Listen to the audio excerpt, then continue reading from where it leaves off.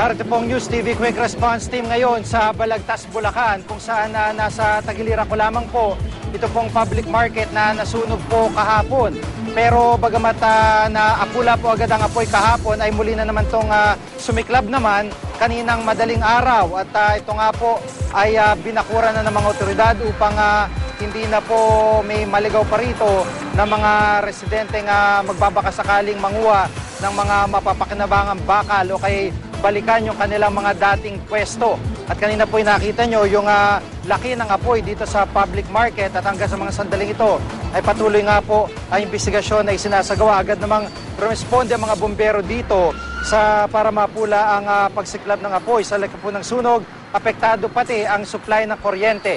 Narito po report ni Jamie Santos.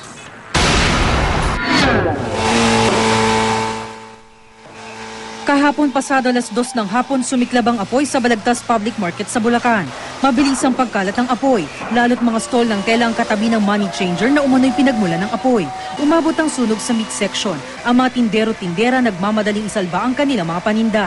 Mabilis lang po yung apoy, mga 10 minuto lang kumalat na agad yung apoy. Kasi yung taas niya, may insulation yun eh. Inabot yung taas tapos nagsimbal umakyat sa taas pababa. Umikot na yung apoy.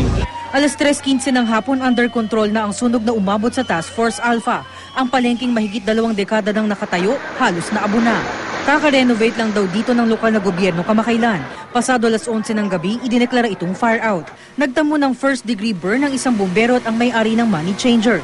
Nahimatay din ang isang volunteer. Sa laki ng sunog, apektado pati linya ng kuryente sa mga gusaling malapit sa palengke.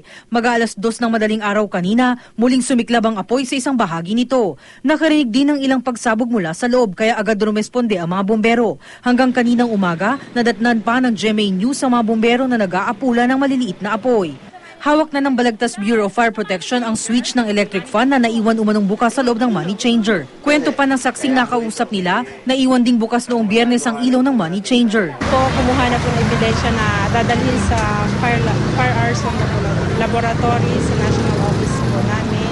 Madali rin umanong magliyab ang insulator na ginamit sa money changer. Ang mga nasunugang tindero-tindera sa likod muna ng palengke nagtayo ng pwesto. Plano silang i-relocate ng lokal na gobyerno. Yung ibang mga nagtitinda nandun ngayon sa may public toda terminal namin na kung saan yung mga obstruction doon ay nililinisan namin sa ngayon para malinis yung lugar. At pagka nagtayo ng temporary stalls, maayos gumalaw.